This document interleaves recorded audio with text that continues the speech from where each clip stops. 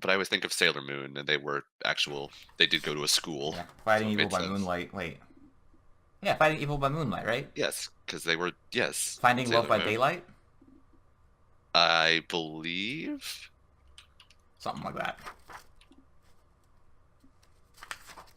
Ah, damn, I really wanted to listen to that song again.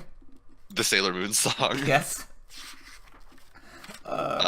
Fighting Evil by Moonlight, Winning Love by Daylight. Oh, whatever. Wait, yeah, why would you be fighting love? That doesn't make sense. I'm an Well, I idiot. thought you said Finding Love, to be fair. Oh, okay. No, I was saying I fighting. heard Finding Love because that made more sense. It did make more sense. I did not say that. It's Winning Love by Daylight, and then Never Running from a Real Fight. Okay. Tuxedo Mask. Okay. So, what should we talk about I like the today? implication that you're allowed to run from fake ass fights, though. I mean, they're Um, fake fights. You don't fucking have to deal with that shit. Fuck True. that garbage. Fuck that garbage. Oh, this time, Uh, the page flipping you'll hear, it's real. I actually took notes. wow, look at you. Right? I still have not taken a single note in all of the episodes of Book Club. I'm doing this because just need to, figure out what the fuck is going on because I completely blanked last time. All the You did. time. You blanked hard last time, I don't though. even know why. I guess I'm just tired. Whatever. Usually you can do a pretty solid summary, and I can add in more of the color commentary. I feel like I had to carry last week in terms of the Oh, summary. yes, you did. Do you want to get Goblin Slayer out of the way? Because it was a down week. It was a super down week. Uh, It was. yeah, It was. sure. It almost felt like a repeat of another episode. Like, was I the only one getting deja vu, or did you get it too? Well, because first we had the opening with the hero killing the demon lord, which was kind of alluded to in one of the other episodes, but that one Right. actually was a plot episode. The Yes. reason it probably felt really deja vu is because those two characters who we followed last time this happened, where there's not much going on, were in this Hmm. episode too. They were fighting the paladin and the great sword dude. Okay. Like those two things kind of like carried over between each other. That's I guess like the thread between each of those episodes. Each of these kind of like lay low episodes. Right. Um, but yeah, I guess I could see where you got that deja vu from. But really, you mostly got deja vu because nothing happened, and you're like, I feel like I felt this before. Nothing happening again. Yeah. We've had so many seasons of animes where nothing happens for so long that anytime when I start to get that feeling of there's nothing happening in the show, I'm like, I feel like I've been here before. You feel like drool coming out of your mouth, like, oh, I felt this feeling before. I know this feeling of being let down by an episode so harshly. But anyways, what happens today is one of the first things we see is that the hero once again is killing the demon lord, or at least this time finally kills the demon lord. It's the Yes. hero and her two little friends, witch girl and I forgot the other one. Other, yeah. Other one, who cares? Other fighter, probably. Who cares, really? Yeah, I don't really want to give a shit about them. I don't think Um, they're going to become relevant. yeah, so after this we get the opening, and then after the opening, we see a flashback. We start with the flashback to the sister, Goblin Slayer's sister, and he eats milk chicken. Not milk Yeah, steak, but milk chicken. milk chicken. Which there is a Well, it was, to precedence be for fair, this. it was a milk chicken stew, not quite the same as milk steak, but still sounded real disgusting. Yeah, it does not seem okay. Although, like, this is where ABC becomes a cooking show. Using yogurt to not I guess season and leave the chicken in for a little bit, like a marinade, Hmm. works really well. I heard. Like it makes the skin very crispy and very Okay. nice. I I think know chicken that masala is made that in way. French cooking, there's a thing called a roux, which uses cornstarch and milk and I believe cheese, but you use very little milk Butter, and I oh, think. butter. Hmm. Yeah. Use very little amounts of like milk and butter and a pretty decent amount of cornstarch to thicken it, so it's not really like a stew. It's No, more no. of So like a the topping. the roux, yeah, the roux is like it's not. It is very thick actually. But you add it to like different, like you can add it to a sauce to thicken it. Usually, like it can also be used as a base for a soup. Also like a spread or a sauce on its own. Yeah. But it's also like a way to start specific recipes. I don't know which ones. I've seen some recipes started with a roux. But like I said, I forget which. If I remember correctly, it's usually sauces. It's Um, usually like, yeah, sauces or something that coats something. It's not really like a soupy, stewy sort of addition usually. I mean, usually you use cornstarch mixed with some water to put in to thicken a sauce, anyways. True. But anyways, right after the flashback, we see Goblin Slayer in no armor, wearing his Kirito cosplay, just looking for some goblins. Right? Is that another reason you got a deja vu? Because A little bit. the Now that you blue say shirt. it, I can. Yeah, the Right? blue shirt with the stripes. Yeah. Um, yeah, he's looking for he's checking his he's checking His surrounding. points? There's It's- yeah. His farm. Well, I guess his. it's not really Whatever. his farm. Yeah, true. The farm that he lives at for free. Yeah. No, he doesn't live for that for free. He pays Oh, rent. good point. He has to pay rent. Yeah, he does pay Forgot rent. about that. So yeah, I But- guess it's just the place where he lives. Yeah, but the scene is incredibly important because this happened once already. I think in the second or third episode. Yeah. And it's gonna happen 3 more times in this episode. It follows the rule of threes, where the third time there's always a little change, which I guess we'll get Okay. into. That's a good point. I forgot about the rule of threes. Yeah, rule of 3. There you That's go. also how jokes work. You have like the joke, a callback, and then a change. A similar joke, but with a twist. Okay. Yeah, rule of threes, and very important, literally everywhere. Well. So he decides to go to town with Cowgirl after eating some breakfast. There he talks to Lancebro, who, by the way, is a complete fucking idiot. Like, Yes. this is one of these Although- things that always gets me in anime, where someone talks and no one recognizes them. That is a good point. Not recognizing his voice. I could understand not recognizing his face because Yeah, 'cause again, he's always Goblin wearing his Slayer has a armor. precedent for always wearing the armor. Yeah. Or at the very least, always wearing the helmet. Mm-hmm. But yeah, not recognizing the voice. I'll give you that. You should be able to hear that man's voice and know who that is. Yeah, it's weird, especially for someone who like you talk to almost like I would have maybe like a bi-weekly basis. Like they're kind of like coworkers. So at that point, he would know his voice. Yeah. Like As basically one of 4 or 5 high-ranking individuals in this guild in this small town, like they should all know each other and like what they sound like at this point. seriously, at least fucking Witch Bitch knew. Yeah, well, okay, because Witch Bitch and Goblin Slayer used to be like a party. Oh, okay. They used to be a duo. Oh, okay.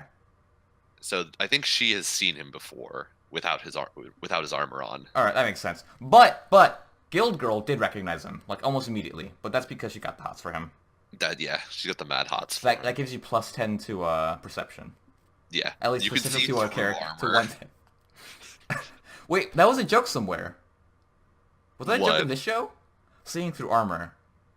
Was it? I don't think it was. There's a was joke it? at some point about seeing through armor in one of the shows we're watching. Oh It my may god. have been. I might don't be going know. crazy. You may Whatever. be. It also may have been a throwaway joke in this show. I don't really remember. It might have not been this show. It might have been something different. Okay. Anyways, he goes get his shit repaired. His armor, because it's all fucking Fucked destroyed. up. It's all fucked Yeah. up. After he gets that Well, I mean, repaired, to be fair, he did take like a giant metal bat to the chest, so I can understand. well, I mean, being in battle will fuck it up. I'm not saying that's you gotta get your shit repaired. It just makes Yeah, sense. it He does. also, he gets after he gets his shit repaired and puts it on, he goes to see the scrubs training off in the corner with Paladin Girl and Greatsword Guy, and they kind of Almost have a little talk. berserk. Yeah, Berserk, a light, Yeah, seriously. and she just talked about how they're fucking peasants off in the corner, not being stupid and dying to rats. Yeah. So she might as well train them. After that, he goes back to the guild, gets the letter from the guild girl. It's obviously a letter from what's her face. Sword Maiden. Yeah, Sword Maiden. Because it has the seal on the back, and yet somehow nobody immediately recognizes. Oh wait, that's that Sword Maiden sigil. I know who that's from. Right? Like, especially for guild girl who like works or who should know every single platinum person ever. She's like, I Right. don't know who this is from, but here you go.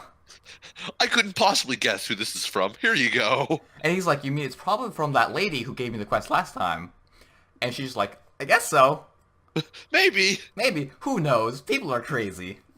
How could I possibly deduce that? So off come the gang. The gang goes to go eat and have some lunch over at some restaurant. Wait, no, they don't have their lunch at a restaurant. I think they have lunch at the guild. Because then the other training party shows up, and I'm pretty sure that's the guild.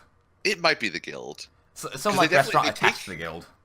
Guild Girl like feels uncomfortable leaving until her friend basically says like I'll cover for you, Yeah. which makes me think it might not be the guild, but it may be like an attached restaurant to the guild. Like the guild sanctioned probably. like mess hall that's away from the entry hall. Yeah, it's not the bar, but it's just a classy restaurant or classy Yeah. by A sit down like Yeah. lunch adventurer restaurant. That would make sense. We also get a cute little tease from other guild girl who's like, ah, yes, I know what's going on there. Yeah. Everyone. When Cow Lady shows up, she's like, interesting. The love quadrangle. Whoa, don't sleep on dwarf and fucking dragon guy. He's also part of. They're also part of the harem. They just don't know They're it part yet. of the harem. They're part of the harem too. The ultimate harem, the gender inclusive harem. So yeah, they kind of eat. They kind of talk shit for a little bit. It's not very interesting. At least I didn't find it interesting. It really was kind of. What do they talk about? Oh, they talk about the only important thing is they talk about the training school that they're going to open up. Yes. And how basically they need to start like thinking about, adventurers still have to do something when they stop adventuring because they're still going to live until they die. Yes, this That's informs just this informs the next two monologue or the next two voiceovers with Sword Maiden and Cowgirl, which happens at the end of the episode. So yeah, that makes sense. That's kind of important. Yeah. Not That's plot sort of wise, like the starting point to it. but yeah, theme wise at least. Theme wise for the episode, it kind of starts what they're going to talk about for the next two monologues. Halfway through the episode, the theme finally shows up. Yes, this is like almost at the end. So after they have their lunch or their luncheon or whatever, they go back to the farm, and there he has his goblin scanning again, where he checks for the second time. Just checking around the house. During this time, we actually have this voiceover by Sword Maiden, how she is thanking Goblin Slayer for killing goblins. And there's a quick shot of her just like sitting on the stairs of like her monastery. Is that like what she does all the time? She just like sits there and just waits for people? I mean, I guess. It's kind of like, I assume it's like being almost like the Pope, except for Like, the like Pope slightly does stuff, less though. travel. But I mean, like, there's a fair amount of like, you don't get involved in like most day-to-day mass and stuff like that, or like, going out and doling out justice anymore as the Pope. Like, Well, you like, pretty I much feel like he's going are to meetings at some point. She's just kind of sitting there. true, but I mean, it's more like at that point, I guess it's more like clerical work essentially, like At keeping least up go the to the church. office. Like, does she not have an office? This is weird. I don't know. Maybe she does it in her head. Maybe she's just that good. Actually, she can't see, so... Also, yeah, good point. Right? It's not like an office would help her. I doubt they have yield braille. I had, like, in my mind, I had her, like, sitting down writing stuff until I realized she can't see. I forgot. Yeah, she has no eyeballs. I guess she's just, like, off... I think I know what... So the acoustics are very good in that room. She's sitting there, like, making people do stuff. She's, like, yelling out, like, yo, you go over there and do some stuff. That's what she's there. Just listening to people around her as they do things. Yeah, she could become Daredevil. I She's mean, like she- she's like the Sound Village ninja in the Naruto test, where he just listens to people scratching and learns what they're writing. Yeah. But anyways, intercut with this is the drinking contest that they have. Actually, no, it's not intercut. It's right after her monologue ends. We have the drinking contest with Elf and Dwarf. Yes. And once again, they kind of just talk shit. They keep drinking. Elf loses Elf loses fairly badly from the looks of it. fairly badly. I mean, She was looking. She was was looking down pretty in red wine, the though. face early. She was down in the wine. I will give her that. like, But she was at least a trooper. She kept going. she did. She definitely put on a fight. But it looked like, I don't know. There was a scene like halfway through it or so where it looked like Elf was way more red in the face than Dwarf was. I mean, so- Alex also gets super red. Well, actually, that's a bad. That's a bad comparison. Never mind. It's more of a ethnicity thing than anything with Alex. Oh, I guess so. But like, Also, I'm gonna Alex say, is like a hyper lightweight. yeah, I kept forgetting that. Oh, Alex. Oh, Alex. He's not here to defend himself, so we can talk all the shit we want I about don't him. think he'd defend himself. He understands. Well, He could not defend himself because we know. but anyways, the drinking contest ends, and then we go back to the farm, where we have the future voiceover by Cowgirl. I call it future voiceover. She's, she's just talking about the future. She, kind of grabs Gumsler and has him sit down like on her lap, and she just kind of talks about random shit. Most importantly, I think I don't think this is a direct line, but it's basically the summing up of what she was saying. What happens when you can't fight anymore? Is basically the thesis of her monologue. Yeah, She's just wondering, pretty much. what Goblin Slayer is going to do. Because he's just Right. so obsessed with killing goblins, what's going to happen when we can't do it anymore? Right. like his whole reason for living at this point. Which Yeah. I liked it. That was a very fun take on his character. It's a good exploration. It is, yeah. I was It's a good hoping, point to like consider as to like making it a real world sort of consideration yeah, is this character whose whole existence has survived or his whole like reason to live now is just wreak vengeance upon the one creature that has so horribly wronged him that if there ever came a time where he couldn't do it anymore physically, like it would break him is what she imagines is going to happen essentially. So I that's mean, it does make it a lot more human. that's very Batman from Batman vs Superman, if I remember correctly. That's I kind of like never his saw whole that movie. thing. Not Is not it not the okay? movie, but like the comic series where he's fighting Superman. Like Oh, okay. one of his reasons for living is just like to fight bad guys, and like he doesn't Yeah. know what to do anymore. Because he becomes like a very oh my god, I forgot the word. Anyways, not sardonic. It's another. It's some other nobleman. Some nobleman like was very emotional, and we use his name to characterize people. But I forgot. Completely forgot what it was. Uh, fuck. I can only think of uh, Byronic. Byronic. That's what it was. You are thinking of the Byronic hero? Byronic. Okay. Yep. Basically, out for himself and super emotional, just doing shit. Yeah. Kind of Okay. describes Goblin Slayer. He's not super out for himself, but like He's not to super out for boil it himself. down, like the reason he kills goblins is just because he hates them. True. Okay, I guess, yeah. Because like even with the fucking sword maiden, he doesn't do it because he wants to help. He just does it because he got the chance to kill goblins. Right. He only takes goblin killing quests to kill goblins. He's even said himself he doesn't really care if he helps people. Yep. Which I was hoping some of like those themes, like what happens when you can't find anymore, kind of showed up throughout the episode.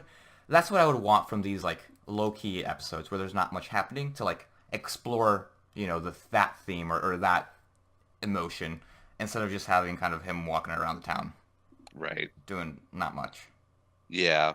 There was a lot they could have done that they chose not to, but like we said at the top, this was a real low episode for this series so far. Yep.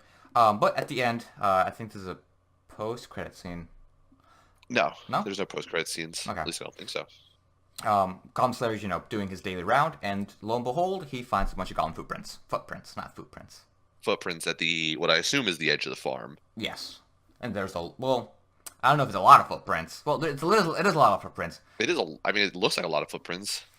But if goblins at least know some strategy, they might, be walking around it a lot more to, make it seem like they have a lot more number than they think.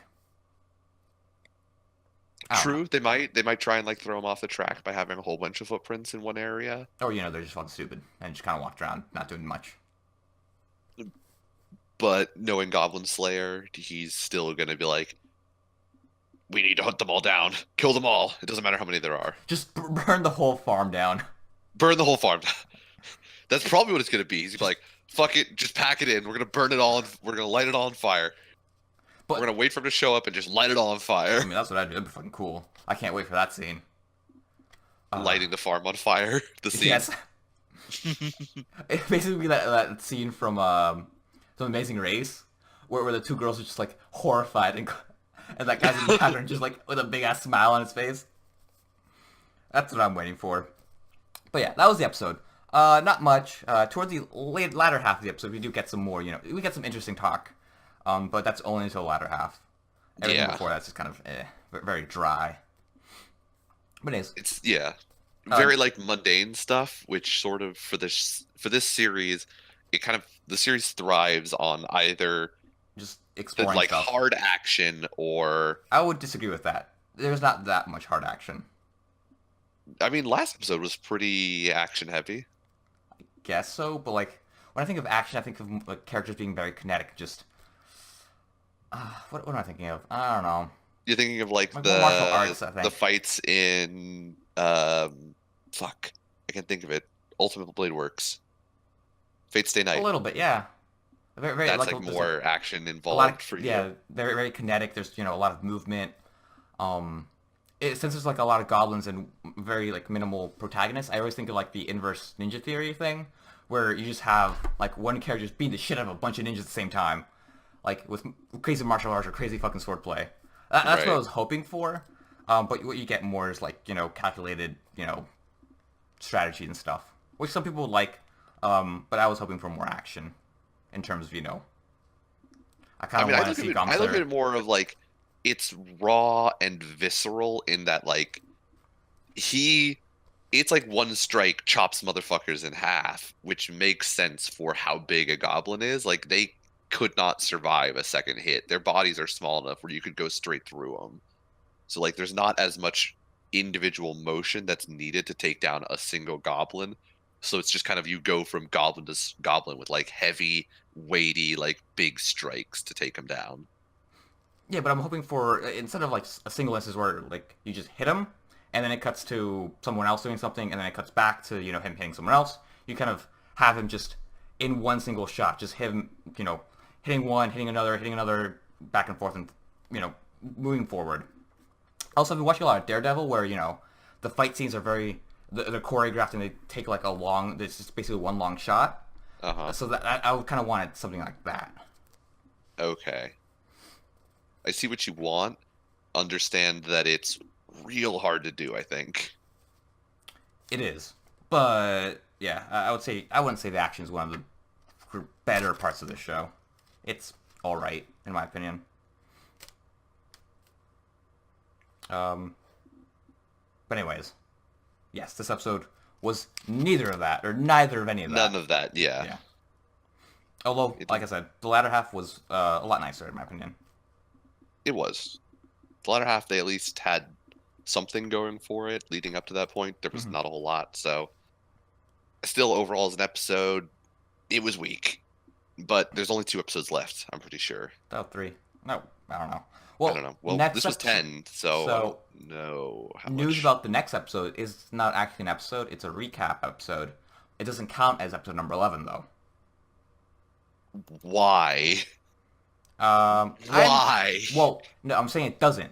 So next episode is just kind of like a 10.5, I know, I get it, but why are they having a 10.5? so that they have 2 weeks to an extra week to actually have episodes 11 and 12 polished up and ready. Because I assume there's going to be a lot more action in that. Like there's just going to be. Okay, I get it. Isn't that like they attack the town arc? Yeah, Yeah, so you can have a bunch of goblins and then a bunch of the characters fighting. right. So I think that's okay. I see what they're going. Yeah, I guess I understand they need like the extra week. It feels weird for like there are 2 episodes left and they're still gonna have a recap episode. Like I don't know, it just feels very bizarre. There's not a lot of things like not a lot of shows I can think of do stuff like this. Nah, I don't know. Oh, My Hero Academia kind of did that. The first episode of this latest season was a recap episode. Okay, but that's the first episode of a season. Like, it's one thing if, like, yeah, the first episode of a new season you have a recap episode, but I'm talking about like midway through a season. Most things don't have a mid-season recap episode. But this isn't really like a recap episode. It's more like just an excuse to have an off week. Right. Still, at that point, just take an off week. Yeah, that's what I was thinking. Just like don't even air an episode. Just say, we're working on the next episode. Just wait. Yeah, if you just said, like, we need an extra week to work on this episode so it can be, up to the standards we want it to be, I'd be like, okay, that makes sense. Don't waste any amount of time on a recap episode at fucking 10.5. Why? You know what's even worse? I think it's gonna be narrated by the cowgirl.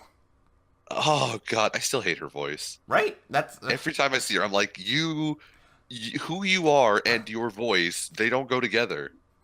so. The moment we had that flashback where she's talking to little cowgirl, the moment she said something, I like flinched just because the voice is like pierced my skull. The worst part is that, like, I'm pretty sure that young Goblin Slayer has a different voice actor than old Goblin Slayer. Pretty sure Cowgirl has the same voice actor for both of her characters. Yeah, Her probably. voice literally does not change, and I hate it. I don't know why they chose to do that, but I have it is no idea. a bad decision, in my opinion. Yes, it is.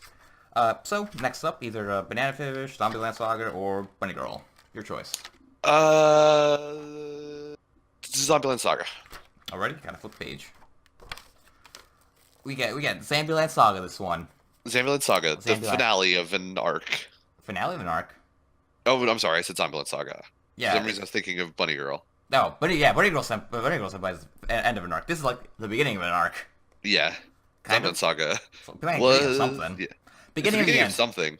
Beginning The of the beginning end. of, yeah, almost certainly the beginning of the end. So, this episode once again starts off with a recap, just like every other episode, where Sakura just really quickly just blurts everything out. Like, props to her voice actress for just like steamrolling all those fucking lines. I would Yeah. not be able to do that. It's a very good like last episode in a nutshell in like almost literally 30 seconds. Yep. And it kind of ties, like, it flows into what they're doing, which is they're practicing. While they're practicing, she's kind of like, she's feeling it. Yeah, and she begins to, like, wonder about her past. Yeah. Which bookends the episode. Because in the episode she remembers her past, but consequently forgets everything after she got hit by the truck. Yeah, all of her zombie life is forgotten Yes.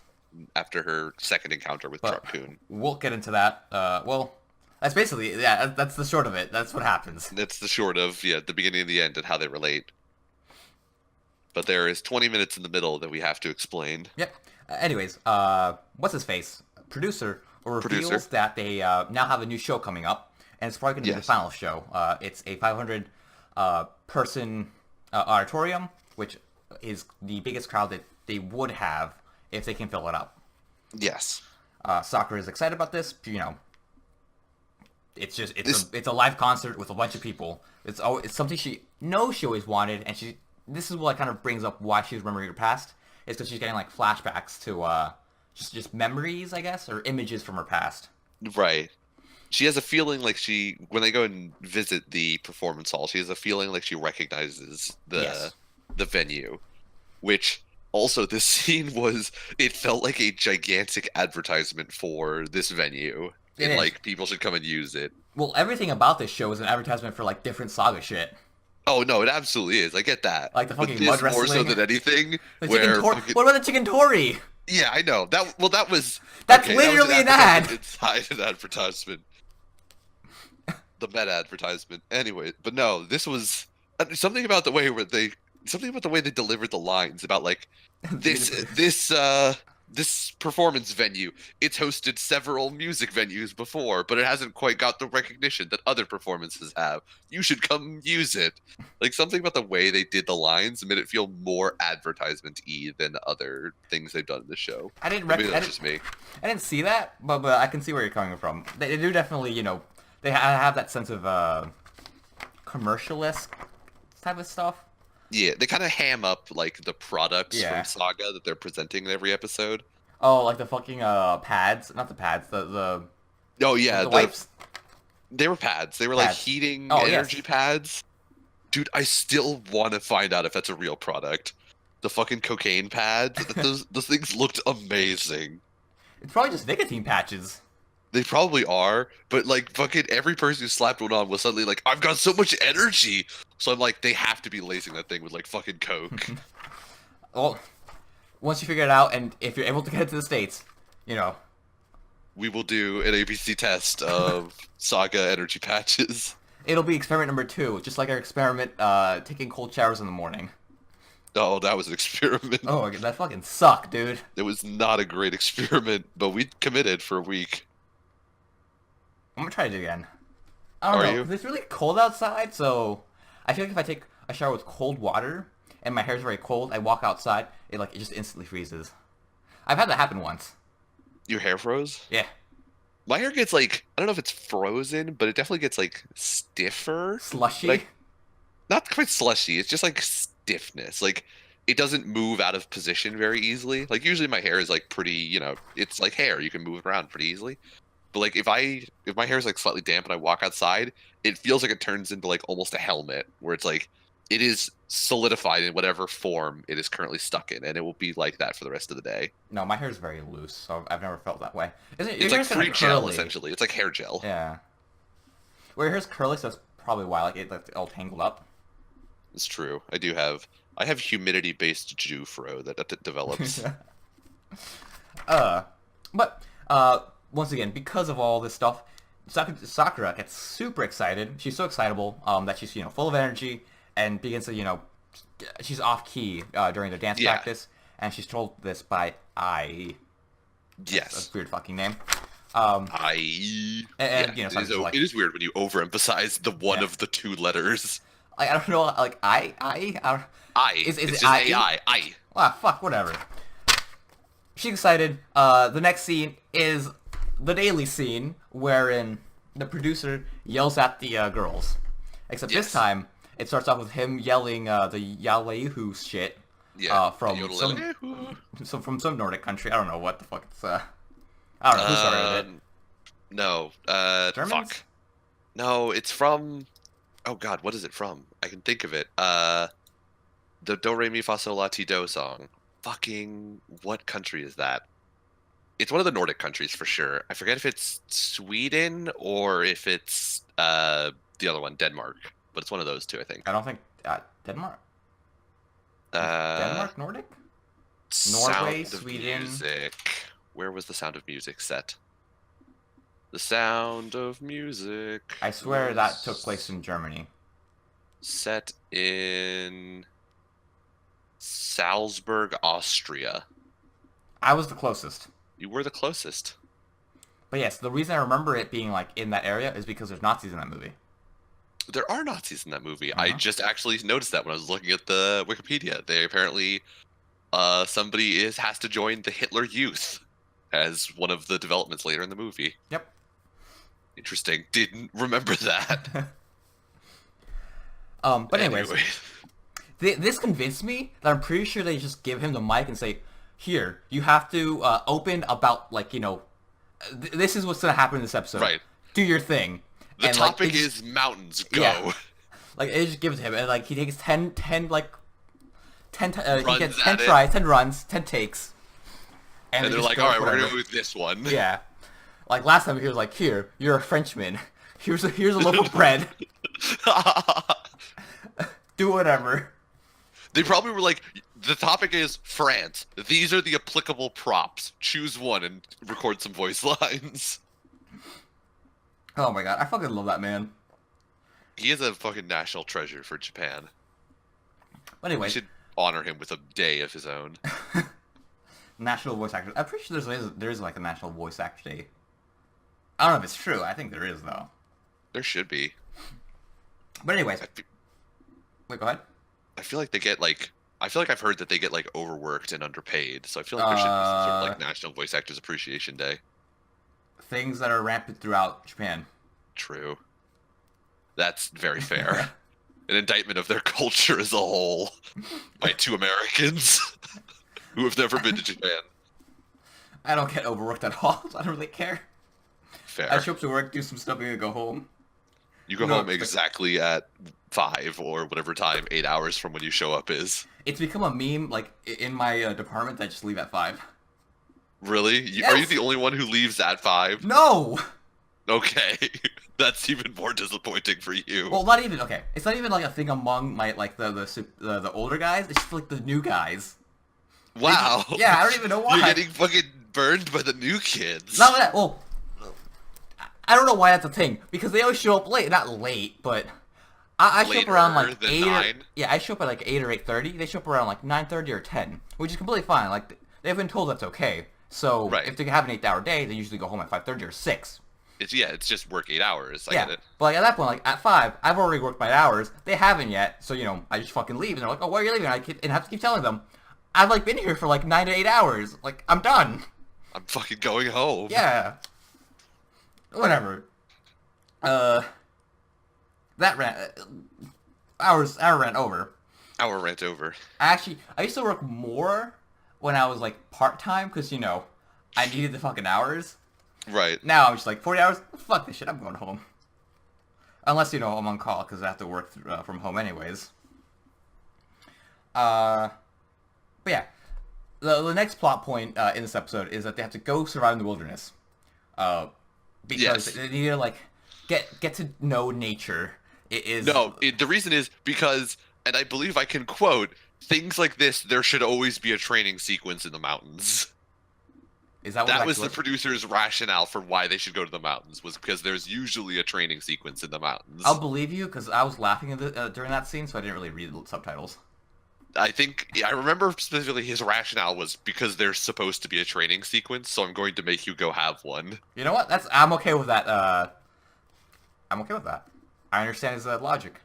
That was, I'm pretty sure, 100% of his logic. I don't think there was anything deeper than that. Well, so they have to survive in the wilderness. So all the girls, except for Sakura, split up and kind of do their own thing. Sakura sees this, and she's, wondering why they're not, practicing for the festival, or for the concert. So in order to figure it out, she kind of goes around and talks to each of them individually. She first starts out, and she talks with Lily, who makes the fire, because she used to be, like, in some show about Girl Scouts, I think. Yeah. Yep. She was in some sort of Girl Scout show, which I guess taught her how to make a wilderness fire. I mean... Don't really know how that happened, but okay. Better logic than the fucking producer. Fair.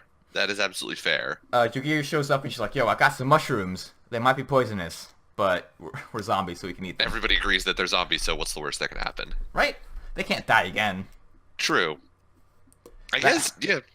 It is. There's a whole complication of, like, do they have a digestive and circulatory system anymore? Because But I mean, they're if they zombies? don't, then why should they eat? They wouldn't be hungry. I mean, yeah, that is also a good point. They shouldn't be hungry. But the other problem is that, like, there are things that poisonous mushrooms can do to you other than just kill you. Like, they could be paralytic, which would not be great. Especially considering they talk about the fact that even though they can't die, they could still be frozen solid by the frigid cold mountain. But that's because there's water in their body, so that makes sense. True. But I mean, if they're paralyzed, then they can't move to warm themselves up and they would freeze. Not obviously to death, but still freeze. But, I don't know. But, whatever. Zombie logic. Zombie logic cares? aside, They ate the mushrooms, they're fine. Who cares? they ate Saki... the mushrooms, Yeah. but not the pig because there was problems in the hunting. Oh, yes. But anyways, most importantly, Saki gets the firewood. And Oh, also yeah, builds a house, builds a little hut at some point. I, like the total baller she is, goes out hunting. She finds a little pigly and tries to kill it. Sakura fucks it up. Pigly 3. Aw, pigly. Yeah. Yeah, so... Dead pig in the sink. Oh, Pigly. One of my favorite scenes is when he tries to get superpowers from the ant. What were you going for? Powers of a man relative to that of an ant? No. Shut up. I love Krieger. After she has her talk with Ai, and how Ai's like, she just wants to keep hunting. Sakura goes and fucks off and goes to talk to Junko, and Junko's, having her meditative state fishing, and then has some, like, weird talking with Sakura about how she feels off.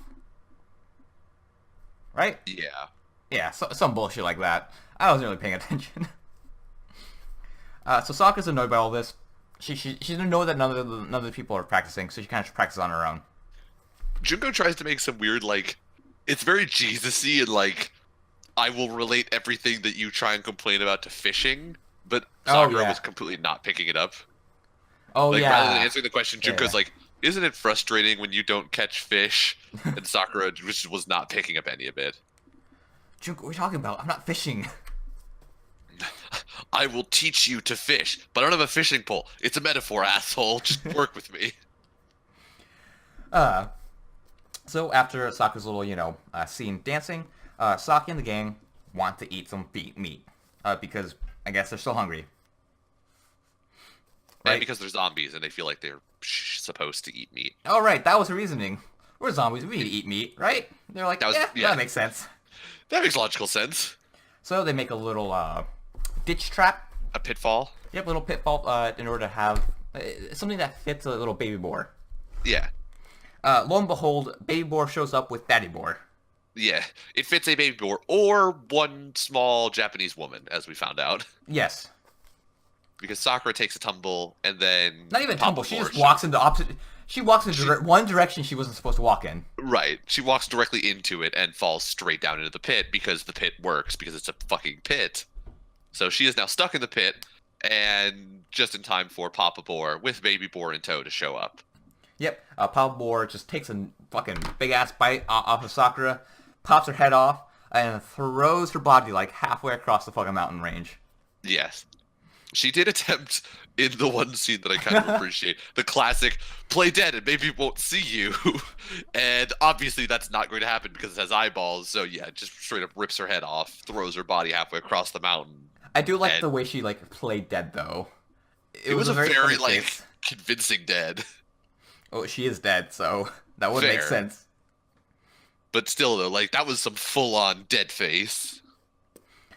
So after the legendary Yamatai comes in for the help, she bites the boar, and the boar runs away and spits out Sakura's face. The producer comes in and says, "Yo, we all gotta stick together, or you just let's just get the fuck out of here." Sakura flips out because she just hates that no one's been practicing. Her body comes by and then puts her head back on, and she just With walks some away. very wet sound effects. Well, she is full of drool. Like there's just drool Yeah. everywhere. But I did appreciate the consistency there. It wasn't Yeah. like the normal bone sound. It was actually like it was very wet sounding as she attached her head to herself. So it made sense. I liked it. Yep. So after that's happened, she feels awkward that she had that little spat during the practice the next day. To which she starts dancing again, but once again she just not on key. I tells her this, and Sakura flips out because she says, I'm better than all of you. I've been practicing. Fuck all of you, and she walks away.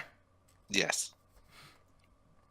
I believe the producer sees this, correct? Yes, the Yeah. producer sees this from either the doorway or the one-way mirror or whatever it is, the looking glass that they have on the side. Through the looking But he definitely glass. sees the Sakura, explosion. Through the looking glass is a book, right? Yes, through the looking glass. It's Okay. the book that was Alice in Wonderland. Oh, okay. Was originally titled Through the Looking Glass. Regardless, irregardless, the producer goes off to some bar and eats, just starts downing the sake, and Yurigiri shows up to, offer some words of advice. Yes, and dance because she has geisha training, and that's apparently a thing you do in bars as a woman in the 1800s. I don't understand Japan. I don't know, she kind of shows up and dance. She's entertainment? Not I that, guess. not in this that way, but Not in the way that well, she is modern in that way viewers would too. understand it. She's what? Well, she was a prostitute, so she would entertain that way too. But she also Fair, dances. that is true. I don't think they generally entertained a crowd in that way, though. That was more of a one-on-one entertainment, I think. I assume. I don't know. It's more like an escort type of deal, I think. I mean, I think like a courtesan is like a fair description. I mean, Europe had courtesans, and they were more than like- prostitutes. They were also like, they were generally like cultured people that you had conversations with, and That's the then thing. tried That's to more of bang. like an escort. Like in modern times, it'd be described as an escort. I guess you're right. I guess I'm too disparaging of the term escort. But yeah, Yugiri shows up, and producer starts talking about how he wants to help Sakura help herself. To which Yugiri slaps the shit out of him, and then she says, "You have to help her help herself." To which producer says, "I thought that's what I said," and then Yugiri just zones off. To a nice callback to I think the third episode or the second episode. I don't remember which. But Sakura has a very similar moment where she figures out what she has to do. Yugiri slaps shit out of her and tells her what she just figured out. Yeah, with the whole like we're zombies and if we don't do this, and I remember what scene you're referencing, but yeah, it is once again a solid callback to Yugiri gets there slightly later than the other person, but slaps the shit out of them anyways. Yep.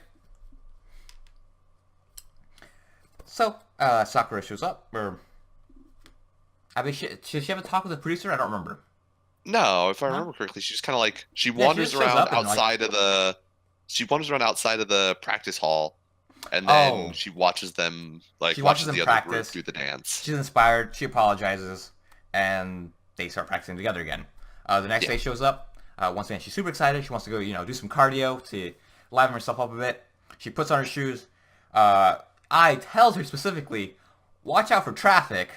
Yep. To which Sakura does not pay attention because she immediately runs straight into the road and gets hit by a truck. Gets T-boned by a truck. Is it a T-bone if you're not a car? I would say it doesn't. I guess not, but Because it is like, the same. Like it's the same configuration of one person going one way and the car going or yeah, perpendicular to that. Because she got side blasted by the car side blasted hard, so hard she remembered who she was. because she got hit in the same way that she did when she died. Yep. So now she knows who she is, but she doesn't know who she used to be as a zombie. And this is gonna start up the next arc, which is everyone trying to help her because she helped them, and she's not gonna remember up until the very last moment when she's on stage. On stage, she's gonna remember her zombie self and get confident again. That is my prediction. I'm gonna write it down. You think so? Yeah, I mean, what's the worst that can happen? I'm wrong. Yes, Yeah, that's exactly the worst that could happen. yeah. So like, I'm not really. It's not like I'm saying if I'm wrong, I'm gonna cut off my hand. Do it. You won't. I kind of like my hand. Actually, I only really ever need my right hand. Well, no, I kind of need both hands. I type for a living. I tried typing Brendan. with one hand. Brennan is said, I only use the one hand. No, wait, I need to search with the other hand at the same time. Never mind. It's a I've actually two-hand tried. opportunity. I've tried typing with one hand. I was okay at it. I can do like 70% of a keyboard with one hand at like a decent amount of speed. It's like those last like two rows of keys on like the far side of wherever I put my hand. That's like impossible for me to do at like a normal pace. I'm gonna Like try that at some I point. can get basically everything from like Q to I and like down, but the O, P, K, L, and M, it's like fucking impossible for me to get with like a normal pace, one-handed.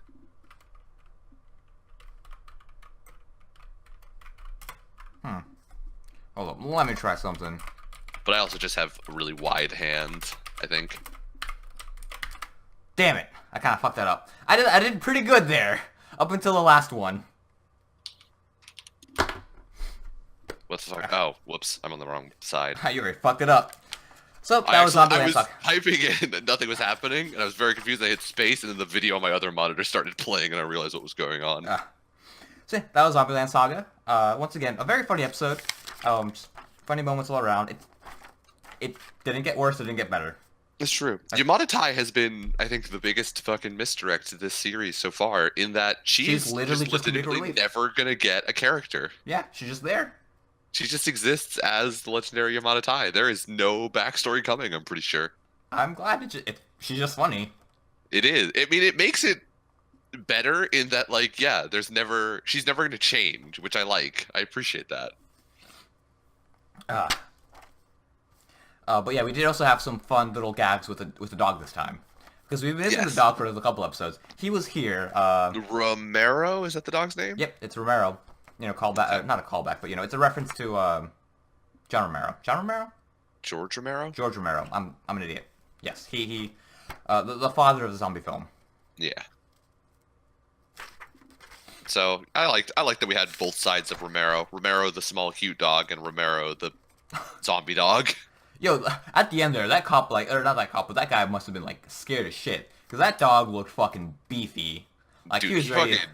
he was ready to fight, except for he was not attacking the car very viciously. He kind of just jumped up next to the passenger Yeah. window barking.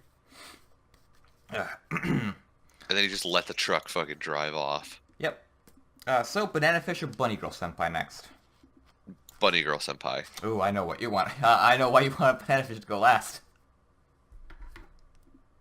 Because it was an episode. And Banana Fish is always very involved. It is. There was a lot to unpack with Banana Fish. unlike those two episodes with Goblin Slayer and Banana Fish, there is always something happening. Not only is there always something happening, yet again in this episode, there was stuff that happened off screen that came into play. It never stops stopping. Like, it never stops going. It never stops, yeah, the plot never stops continuing. Even when we go away from the characters, there's still plot going on. Yep. So, Bunny Girl Senpai. This was the end of the arc of Siscon Idol. Yes. Basically, the main arc between the arc between Mai and Naruka, wherein Sakura just kind of plays a background esque role here. 'Cause Yeah. he doesn't really do much. He doesn't need to do much. He, It's he is a kind also of a he has a catalyst though for the two yeah. girls. And I will say, one of the first things that happens is we see him open up the thing that was inside of the cabinet that he was told not to open up last episode. Which I'm glad he did. I'm glad he did also, but I feel like watching his reaction to it immediately gave away how this episode was going to end to me. Oh yeah, like the moment she said, "Don't look in the cabinet," I was like, "Oh, okay, so that's what's gonna fix everything." Didn't I say this? I didn't know if it was going to fix everything or not. I was like, it may be a shrine to Sakata, and she doesn't want to like just doesn't want him to see. Like maybe it'll be more like the lovey-dovey thing. I didn't know where it was going to go. Seeing his reaction to it, I was immediately like, oh, okay, that's going to solve everything. Cool. Now I know exactly how this is going to end. That's I'm- kind of disappointing. I feel like I said this last episode. Did you? I feel like I made a joke about how this is gonna fix everything. Maybe you did, and I may have like just in my head disagreed with it because I Uh, didn't. I wasn't so certain as to what it was going to be yet. But yeah, no. Watching his reaction to it, I was not Yeah. let down, but it was very obvious at was that point how predictable. it was going to end. Yeah, it became predictable. Not necessarily in a bad way, just in a it was predictable way. Yeah, like it's a standard. Some MacGuffin brings two people together, or Right, fixes yeah. stuff. Yeah. I wouldn't really feel like it was a Deus Ex. Like this just shows up and they kind of just help each other out because they do kind of work for it because they both do work or trying to like be together. Right. But anyways, we started this episode off with little Naruka seeing little Mai in her drama show, whatever. Yeah, her TV And, drama. She's very Enthralled enthralled. with Yeah, she yeah, really young likes Mai. her. She does. And given that her dad's like, oh, it's her big sister. She's like, oh, I love my big sister. And she's like, I want to work, just as hard to be like her, Yep, or something like that. it's a fine little goal. Sakura, and then next thing we cut to is Sakura opening up the cabinet, and of course it's a little tin box with stuff inside. We later find out that it's letters that Naruka had sent Mai when she was younger, when they were both younger, and that she always kept them. Because later on she explains that she just always, out of everyone that she felt was her fan, she just liked Naruka the most. Even though she didn't really feel like she was a little sister, she wanted to feel that way, that she was the big sister to that girl. After that, Mai and Sakura both talk at home, and just kind of bullshit around. Yeah. She kind of has that, like, when he first gets back, she's like, what were you doing? And he kind of gives her the rundown of, like, oh, I was cooking and cleaning Yeah. and yada yada. And she's like, what else were you doing? Very clearly fishing for, did you open my box? But He decides to wishes, lie. He wishes, yeah. but He can get inside that box. but yeah, this is the thing that I call this was something I was wondering. Does Mai really not want to know what? Did Mai really not want him to open up that box? I don't know. Right? I kind of, I don't know. It's hard to say. Because I would understand if she didn't want her to know what that was in there, because it's very personal for her. Right. But at the same time, I feel like she would understand that showing Nautica this would, it would at least be it would help fix things. But it kind of feels like where they were at the beginning of the episode was neither Nodoka nor Mai wanted to be the first one to make steps towards I want to be friends with you. I want to be family with you. Okay, I can see that. After they both had their whole breakdown and yell I hate you at each other, they both kind of neither wanted to be the first one to cave, essentially. Ironically, in the most sister thing that happened. Yeah, fair. But yeah, so they have that talk, and then we cut back to Sakura to Sakata and Nautica watching a scary movie, because I guess Nautica's just kind of lonely in that cool fucking house. What a cool fucking apartment. I wish I had that. So I wish too, but I think it's also because she's rich. Yeah. I didn't understand. Were they watching specifically movies and shows that Mai was in, or were they watching movies and shows to learn how to smile? I thought they were just watching scary movies. Because the only reason I asked is because the next one that Sakata picked up looked more rom-com-y or Yeah. drama-y than horror-y. And it definitely looked like it had Mai in it. So I was confused because the horror movie didn't look like it had Mai in it, but it did Yeah. have somebody with black hair, but she was a ghost, and so I didn't really assume it was Mai, but Well, it could have been. it would make sense that it wasn't Mai, because Mai like had a hiatus where she didn't do anything for a bit, Right. and that girl just looked older. I don't know. Anime aging. I don't fucking know if that's actually her or not. Who knows? They do have black hair, so that's like the biggest evidence that they are the same person. And the only reason I was wondering if it was Mai is because specifically they were watching movies because Yes. Nautica was trying to study Mai for The the shoot. retake of the commercial the next day. And they do, and Saka does mention, hey, you can't smile. Like, that's not the way you smile. Be more, have more levity or something. Yeah, just be more natural with it. Like Yeah. you're not trying to play a character, just smile like a normal human being. You fucking alien. So, Sakura teases her about that, and also teases her about, wanting to see her naked in the bath after she explains that she's scared after they watch that scary movie that, I guess, a ghost stabs you in the ass when you're in the bath. Yeah, I guess that's what happens. basically what it was. Honestly, at first, I thought they were watching Psycho. I was really hoping they were watching Psycho. I definitely could see it with the bath scene and the knife. Like, that would It be was- a very fun reference. Like, I would have loved that. The Psycho reference. Yeah, just in like have a Psycho anime. scene right there. It would be interesting. It would be But- weird to see if that created like international or not see, but it would be weird if that did create some sort of like international copyright thing of like, are they allowed to? Is Japan allowed to make Psycho references? You probably could. Like,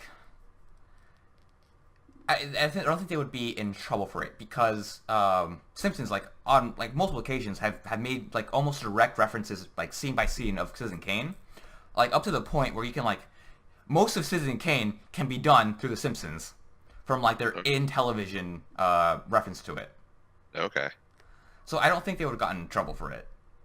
Oh, all right then. Interesting. There's like some extra stuff like they could get sued. I had to like read up on copyright stuff. It was weird. It's complicated and dumb. Complicated. Yeah. Okay. Also, it makes things more complicated because it's international. It's an overseas company versus a company here. So there's other Yeah. shit that to go through. Like, it's just fucking weird. But anyways, yeah. Tucker teases her. She does like that Sundra shit where she's like, "Oh, I don't want dummy, go away, blah blah blah, die." Well, first she's like, watch over me while we're in the bath, or while I'm in the bath, and he's Yeah. like, only if I can come in with you. To which her response is like, A well, very first good you have to call response. Big Sister, Right? And he's like, dude, I'm so down. Let's call Mai right now. Are you for real? Like, that's Let's a good abs- response, though. What? Call my sister, or Yeah. his response of let's absolutely do that? Well, both of them. I guess so. The call my sister was a weird one as to like, did she actually think her sister like? Did she actually believe that either he was going to back down or that she was like calling the sister would do something like change that I'm pretty in sure the any sister would say meaningful way? no. Is Fair. Is what what I think what she was thinking is that he would back down. Of course, Mai would probably say no anyways. Right. But Sakura would be, completely okay with doing that. Sakura was absolutely He was willing ready. to swing for the fences. But, he goes home and Telling me there's a chance. you're telling me, yeah. So there's a chance? Yes? Technically, yes. So he goes home, and then we get a fun little cute scene with Kaide, where Kaide's like, really low down. I guess she's kneeling? I don't fucking know. She's like laying on the ground, I think. I guess 'Cause so. she pops out sideways. We see her because she's in her middle school outfit, or in middle school uniform, which is important because this was the first time we've seen her, like, basically not in her panda onesie. Yeah. And doubly important because she hasn't been going to school, and this kind of signals that she's, making steps to, wanting to start going to school. Also, she mentions that, she's a middle schooler, so it makes sense that she, go to school. yeah. Sakura's happy about this, and this is also a tease for the next arc, which is... Which I guess you were right about, to my chagrin. Yeah. Which is going to be focusing on Kaide. Yes. And her, hanging up about not wanting to go to school because she's going to get bullied again. Which, that's a pretty good reason not to want to go to school, because that happens a lot. Yeah. We're going to undoubtedly have another ABC talks about some sort of some world issue in which ABC confronts bullying when we have the Kaede arc. Completely foregoing the part where me and Nick were probably the bullies in high school. We're not going to talk about that, Brandon. We're not going to mention Holly again, Brandon. Holly? Oh shit! No, I was talking about like the grading the test thing. I know, but we're also not going to mention Holly again, Brandon. All right. Oh, have we mentioned Holly before on the podcast? I feel like we have. Maybe. Maybe it was in D&D. I think it was in D&D, Oh, it may have been a D&D where that came up. You're right. which we haven't uploaded yet. Which I don't think is ever gonna get uploaded. I don't think it's ever going to get uploaded at this rate. Actually, do we even have them? I think I deleted I all have of them. You have them at least. I have all of them. Anyways, yeah, let's forego that part. Me and Nick weren't nice. Me and Nick aren't nice people. Shut up. No, you shut up. At least I'm trying to get better. Our audience doesn't need to know that. I'm not actually. Anyways. Yeah. I think everything that you've said about yourself has led to the conclusion that, yeah, no, neither of us are trying to improve ourselves, and lying to our non-existent audience is not going to change that. Fuck, whatever. We're not going to trick somebody into believing, like, wow, they may actually be trying to turn over a new leaf and become good people. and then it takes a very It's Always Sunny twist where no, they weren't.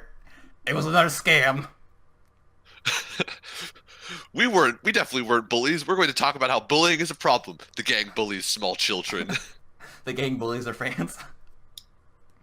Yeah. After that, we cut to Nautica doing her The gang her commercial. hand turkeys on tests. Well, actually, I did that on my AB test because, man, fuck that test. I did that too on my psych test because fuck everything about that situation. The backstory to that was basically our psych teacher. Actually, was both of our psych teachers. We just were in different classes. But yeah, basically, our psych teacher in high school had to leave for undisclosed reasons in our final year of high school. And so when it came around to, and we got shafted in terms of who they gave us for a substitute. And I was very Wait, reasonably, what? in my opinion, pissed off. Miss Gold left. Yes, I remember that because I was in her class that year. You Yeah. were in the year before me. No, I took it senior year. Okay. I took psych my senior. I took AV psych my senior, or IB psych my Oh, senior year. that's why. Okay, that's why. Yeah. You took normal psych and then IB I psych. took normal psych and then IB psych. Okay, cool. That's yeah. understandable. Oh yeah, then, yeah. that teacher, fucking awful. We got fucking a substitute. I hated her. I absolutely fucking hated this She was lady. the sub that just like didn't care, right? She sort of didn't care. So we had a sub who didn't care, and then they also brought in this like counselor from a different school who was like certified to teach the IB level. I fucking hated her because she accused me of plagiarism on my test, as to I plagiarized off of or on my essay as I plagiarized off of somebody else. And I fucking brought in both of the essays to the principal's office and made him word for word read both of the essays and tell me where I plagiarized, and he could not do it to my face. And I was like, you're going to give me my fucking grade back, or I will raise so much hell to the superintendent that I will fucking end your career. And he was like, one, you won't, but also, absolutely, I'm going to give you your grade back because this is bullshit. And then when they gave you the IB test, I basically wrote, I fucking hate this class, and then drew a hand turkey. I And drew that was my peaceful protest. I drew a hand turkey in our IB physics test. That's absolutely fair. Actually, I don't think I did bad on that test. I remember doing moderately okay. I got credit for that test going into college, so I assume I did okay. I had to go to community college, so like regardless of what I got, they wouldn't accept it.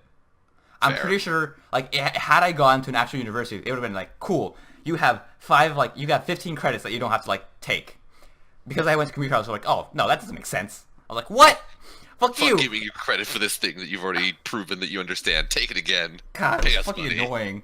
Because like, I'm also pretty sure like I got a perfect score on my Latin test, and like they just weren't gonna Oh. accept it. I fucking hated it. Wow, that's rough. Regardless, back to Bunny Girl Senpai. Mai does her takes, or Nautica technically does her takes. It takes her 12 times, but she finally gets it down. I feel like 12 times is like a reasonable number. I don't know, like, because they maybe don't looking know. for different things. It's a commercial, so I don't know. I don't make movies.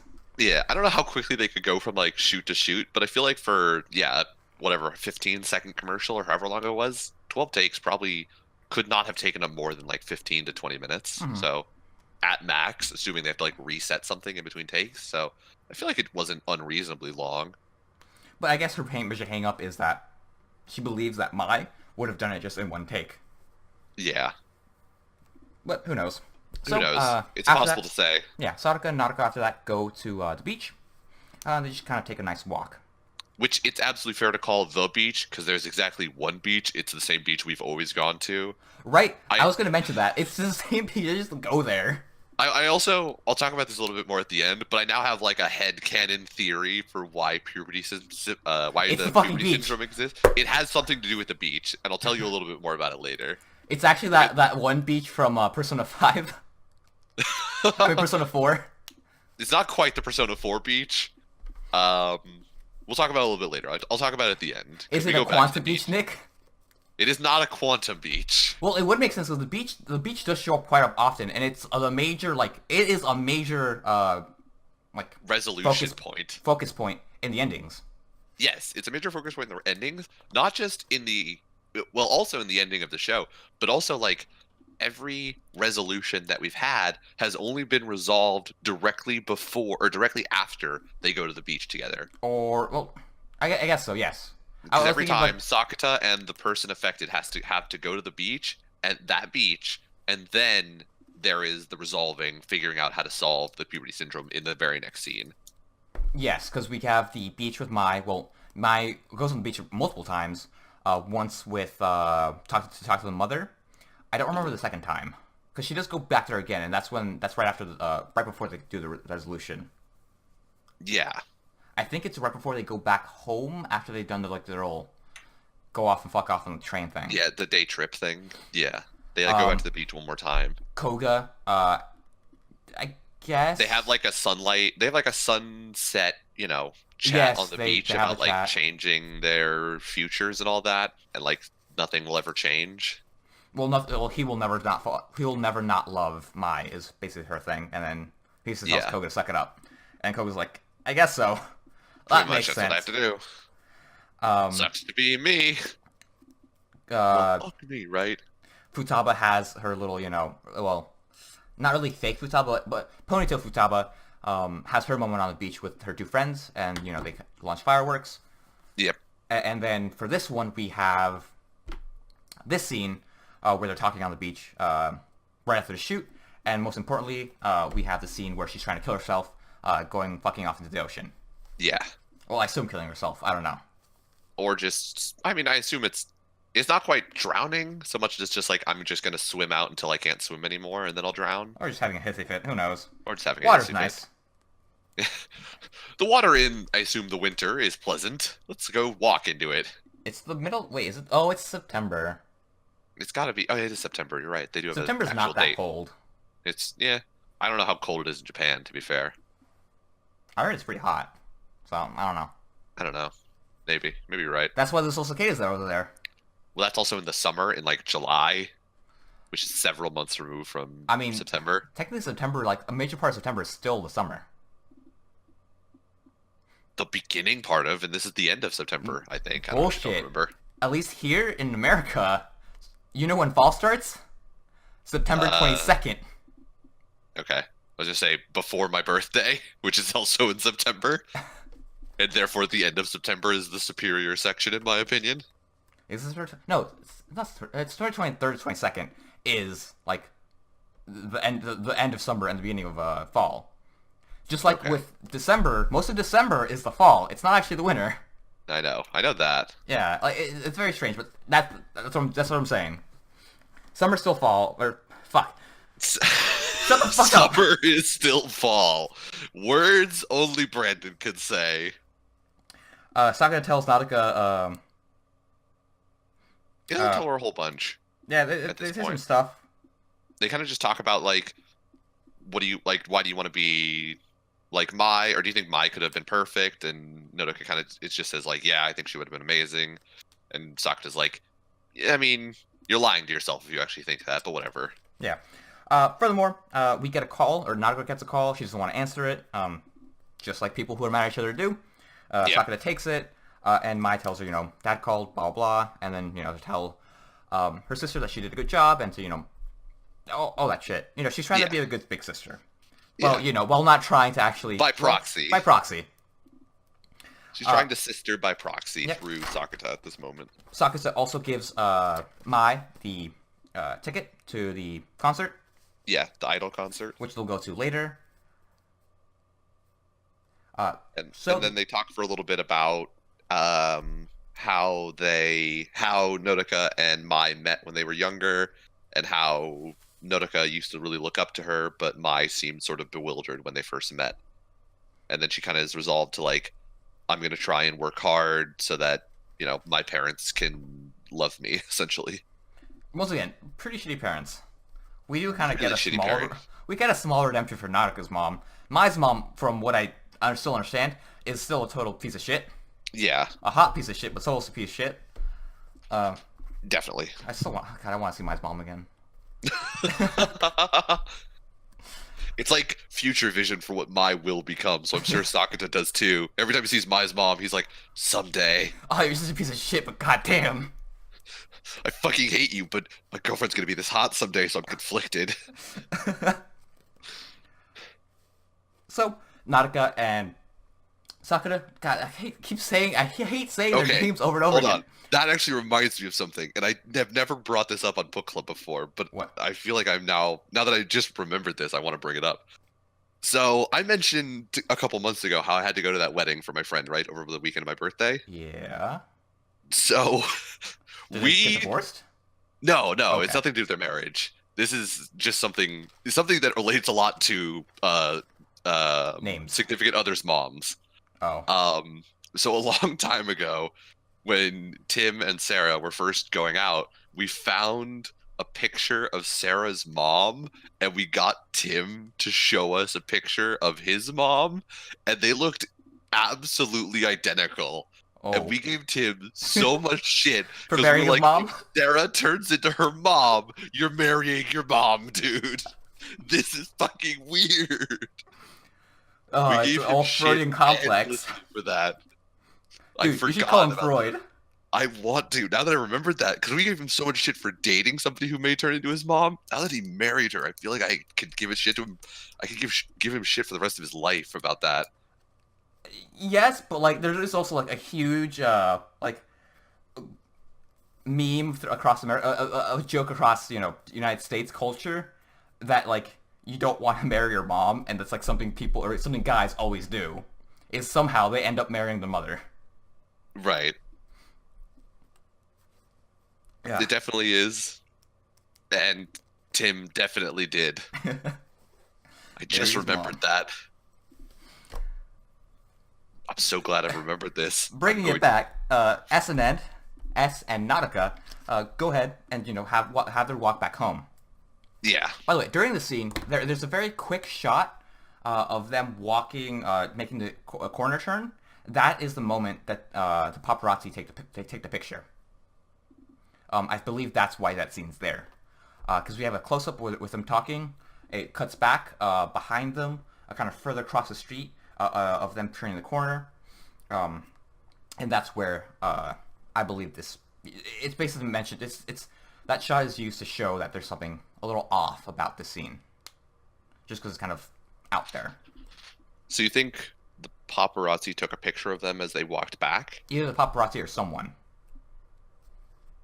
So I'm assuming you're assuming that in the next arc, they're also going to have to deal with like Mai's acting career is going to start to like fall apart because of Sakata. Wait, did you not see the after credit scenes? No, I didn't watch this time. Oh, because it's important because Nautica. Oh, is there actually scenes this It's time? important, yes. Nautica moves in with Mai, and they're kind of a little chat. Sakura's like, hey, or Nautica's like, hey, I guess I know why my sister likes you. Mai's like, Mai gets a phone call, goes to the other room to take it. Mai walks back and shows Sakura that there was a picture taken of her, at least her body, Nautica in her body, and Sakura together, Mai and Sakura together, and it's been this is an article about it, basically saying Mai has a boyfriend. Oh, okay. So it is going to become a thing. Interesting. Okay. I they always have like such short scenes, and I just assumed there was no actual scenes that I was like, I'm not gonna watch this time. It's not worth my time. It The one time they have actual scenes, I skip it. Yeah, so Damn. it's kind of important. I don't know how important it's going to be compared to Kaida's arc, because they usually like to do this where they have two kind of plots, at least one B plot, kind of building up in the background of the big plot. Like last time we had Mai and Sakura can't really be seen together, and they're kind of trying to avoid that stuff, along with Futaba's stuff. Mhm. Right now we have something similar. I guess they kind of forgot that they weren't supposed to be together that much because they're trying to keep it low key.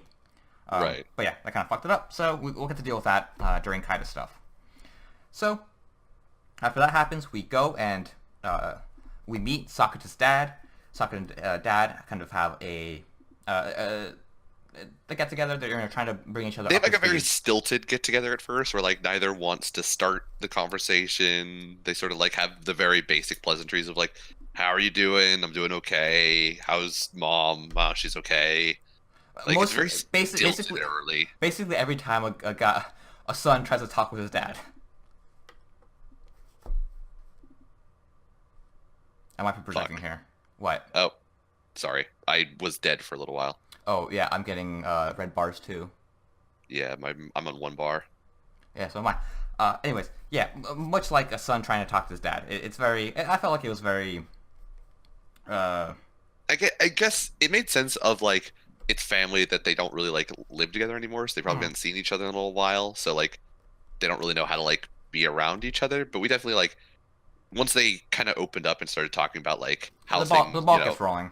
yeah, their family used to be, you can see that they still are family. They still Yep. care about each other. Sakura asks how it's like to be a parent. Sakura's dad immediately wonders if he got a girl pregnant for Yeah. some reason. I Uh, mean, he has a high school age son. It's a reasonable, thing to worry about as a father, I I assume. mean, also wondering if you're gonna learning about being a parent is also is like something to wonder about, or something that happens. I don't I know. mean, I don't know a lot about being a parent, but I know that like at least for my parents, a lot of the times when I ask a question, the first thing they assume is it's always in relation to what's the worst possible reason he could be asking the question. I guess I can see So that. if I ask my parents like, "What's it like to be a parent?" They'd probably be like, "Are you going to become a parent?" So I mean, I definitely could understand why his dad immediately went there because my parents would immediately go there. Okay. I don't know if my parents would. I don't think they would. Who knows? But after Sakura's dad and Sakura uh, catch each other up to speed, we have the concert scene where Mai's wearing her face mask because I guess she's trying to blend in and not seem like she's Mai. I mean, yeah, she's a reasonably popular, All uh, right, I keep forgetting that. She's kind of yeah, pop famous. culture, yeah. Seeing as how they have paparazzi following them around, as we find out at the end of the episode, unless you're me and don't watch it. So yeah, I assume she's like popular enough that the face mask is necessary in most public locations. Yeah, so talking to Myra there. Same with Nautica's mom is way up in the front because she really wants her daughter to do well. Yep, So they start singing around after some random ass jokes about idols sweating and stuff.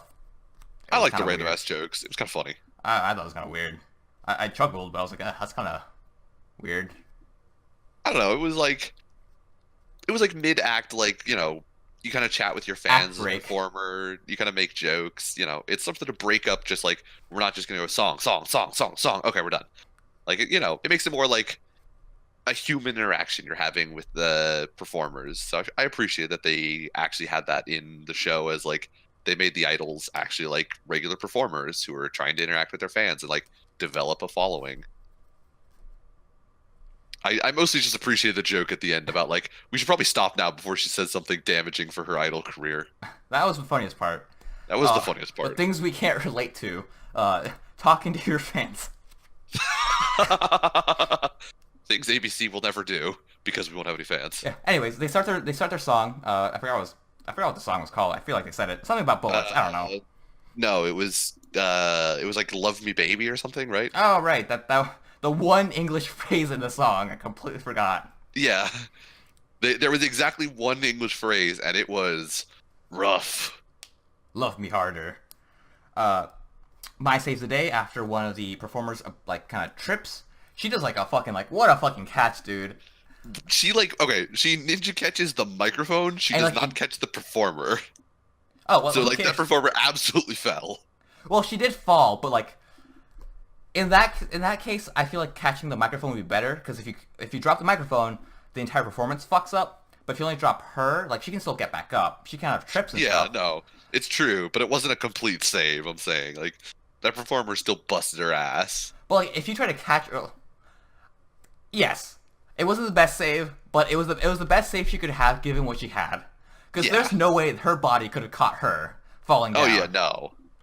That girl is like half the size of the girl that fell, right? Or they were about the same Probably. size. I don't know. She's maybe a little bit younger. Uh, The blonde haired one, Mai in Notika's body, yes. is who I'm saying is the slightly smaller one. But yeah, they have Mai their sees this and Nautica sees this and she's like flabbergasted. She's like, oh my god, she's a fucking amazing she's person. a ninja. Yeah. Did you see the way she grabbed the microphone out of the air like a human being with hands? I mean, that takes some reaction time. And she like Does it, immediately though? start like catching the I mean, mic you and then saw her like off balance, like stumble and then fall, and you just go out and grab the microphone, which is like it's basically a baton, like it's meant to be held. It's easy to grab. I feel like. do you think you could have done that while performing and dancing and singing? I mean, no, but I'm also uncoordinated. If you gave me several weeks to practice a dance routine, maybe. That's experiment number 3 for ABC. ABC. Nick gets to practice a dance routine, and then Brandon will throw microphones at him from off stage. We start with wrenches though, because if you catch a Start wrench, with wrenches. you can catch your I'm microphone. not dodging the balls, Brandon. Please. After the performance, we hear that Nautica gets the spot or gets the basically the feature on the next album for Sweet Bullet. And right afterwards, Nautica or Mai in Nautica's body has her moment with her mom, where her mom's very happy that she got featured and she did very well. Yes. Of course, Nautica gets kind of sad because she's never seen her mom be this happy. At least She's around never her before. she's never been the one receiving the like praise from her mom, and so even watching her body get the praise is not enough for Notica in Well, Mai. I mean, it kind of makes sense, like, because it's not It does. her. I can understand Yeah. it. But it's very like Like, I don't know. imagine very like having bizarre. your twin be praised and not you. Is what I'm like is the way I thought about it. Because that's essentially what's happening. I could understand it if it was like they both shared a mom, but like that was Notica's mom. If Notica was not Mai and she was still Notica, she probably still would have gotten the feature and her mom still would have said she loves her. Like See, I feel like nothing changes if they didn't switch bodies. that's what I understand. Like, she would have gotten it anyway, but she like doesn't feel like she would have gotten it. She feels like Mai got it for her. So like she still has an inferiority complex, and that's another way this is another way they're showing it. Okay. even I though guess, she's- yeah. Even though she probably would have done completely fine and even made a catch, It's just and an you don't got a feature. irrational yeah, she just like it's just one of those things. Like you're a All kid, right. like you're just Okay, yeah. you're not thinking straight. She's just guess I get very that. frazzled. Yeah, I get that, I guess. Shit happens when you're young and a teenager and looking for approval, especially Yeah. with her because she never really felt that before. Those angsty years were not great. Yep. But after this, this is when she kind of falls off the deep end and decides, to go off into the water, off into the beach, the magical beach, The magical beach. which starts and ends everything. Yes. So the reason that I believe that the magical beach starts and ends everything has to do with the gigantic hole in the side of the wall next to the beach, which I'm convinced is the sewer outlet. So they're bathing in sewage and therefore all hallucinating together. That is Okay. what I am now convinced about. It might be treated sewage. It could be, but I mean, there's no way they can treat sewage enough to make it Wait, not. no. This town has a fake river. But you can see directly behind that wall, there's housing. There's no river there. No, there's that little footbridge that like has that little canal. So you're saying that the river after that fake river section goes completely underground until it reaches the beach area? No, like the canal, like there's a little canal. I don't know. I Right, think but I'm saying there's like housing developments on at this like, point, I think right we're above grasping at where straws, Nick. Oh yeah, no, absolutely. Like I said, Yeah. this is a headcanon. This is how I'm making stuff up because it's funny. I'm saying they're bathing in sewage. I'm also saying that Japan is dumping sewage into what is probably the ocean. So I mean, Wait I a doubt minute. they're actually doing that. They're I not hope. the only person that's gone into the water. I mean, okay, but if you sat directly above sewage, you would still get pretty fucked up, dude. You would throw up, yes. If you dangled your feet above like runoff, like sewage runoff, you'd probably get like some fucked up, hallucination-y visions. I mean, if that's sewage, that's some pretty clean sewage. It's true. There's some pretty clean sewage. I want to believe, Brandon. I want to believe. X-Files noise here. Yes, I could not do it with my mouth because, despite the fact that I've like religiously watched that show, I do not like. I have the noise in my mind. I don't know how to verbalize it. When was it the last time you watched the X-Files? About like a couple months ago. Oh, really? Okay. Yeah, More recent than I thought. not too recent. Or I guess that just goes to show like how often I watch it. Back to the topic at hand. Bunnigo Senpai. Yep. Where were we? We were just into the ocean. Yes. After Sakura, tells her, stop being, stop Needy. freaking out. Yeah, stop freaking out. Stop being needy. Come with Stop me. being demonstrative about your fucking grief is basically what it was. That's it kind of a was like- shitty thing to do. Stop being so mad. Stop being so sad. It wasn't stop being so sad. It was like stop. It was basically like we both know that you're not running into the ocean because you actually want to die. You're running into stop the being ocean because you overdramatic. want me to stop you. Yeah, stop being overdramatic is the better You're way to not. put it. Yeah, you're not accomplishing being sad. You're accomplishing being fucking demonstrative about how sad you are. And then Sakura tells her, let's go back to the house. I'll show you some letters. Or Yeah. I'll show you a box. I'll show you proof that your sister loves you. And so we have Nautica and Mai's moment where they talk to each other. Once again, Mai, mentions that she actually really liked Nautica, and even kept her letters because she's really the only fan that she ever cared about. Nautica, from this, says how she'll never be as good as her, and Mai says, you don't have to be, you just have to be yourself. Which is basically what everyone says in the conclusion of all the arcs.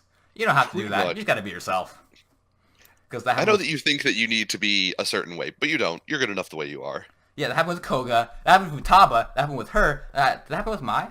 That really happened with Mai. With Mai, it was mostly Not really. Sakura's like, yo, I like you. I don't care if anyone doesn't care. I like you. And that was it. Pretty much. So they hug it out, and then their bodies morph. And I'll be honest, I got freaked out Okay, that they showed thank this you. part. It was so disconcerting. Like the noise it made, Dude, right? Like the shifting thing?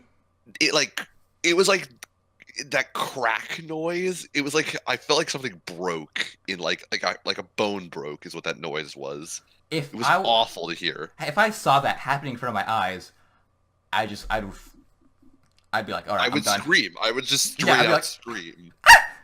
That was nightmare inducing. Thank you. Yes, it definitely was. That's how I felt. I was shook. Is the only way I Absolutely. can put it. But that's how the episode ends. They get together. Yeah. They make goody. They understand that they're now, they become closer. Yeah. And we end the episode with the ending again. By the way, the ending, I still fucking love it. From what I heard through the grapevine, is that the ending is going to get released as in 5 or 6 parts. One where they're all singing together, and then one for each of them solo. So I'm super happy about that because I'm not gonna. There's only one that I'm more concerned about, and that's Mai's or whatever Mai's voice actor's name is. That's the one I'm gonna get because she's the one that sings it the best in my opinion. Definitely no bias. No, she just sings it the best. Second would be Koga. I think Koga's whatever her Yui. Yui's voice actress. Yui L. Fair. Koga. She was in some other shit too. Her voice actress sings it okay. I was hoping Okay. for a deeper voice because I don't really like the high pitched voices too much. But oh well, what can you do? Right. Regardless, it's a nice song. Moving on to another nice song. And then there was one. Yeah, Banana Fish. What a fucking episode. What an episode, and what a fucking action-packed episode. This is action that I like. Like, Banana Fish is the action show of the last in this season, I think. Well, I won't say that. Never mind. It's a very James Bond-esque action. There's conspiracies, Yeah. there's Okay. espionage, kind of, and then you got your gun action, Right. You've got brief, very intense. violent, very intense moments of gun action. Hmm People And one, get gunned down very quickly in this show. yeah, oh god, and then we'll get into like the gunning down of the end of this episode Yeah. soon. But we start off, and the hostage gets sent away on a truck almost immediately. So we Yeah, kind we of were entirely wrong in our predictions from last episode of ABC. that AG That there was and going to be any development or like there was a plan or something was going to happen with the hostages.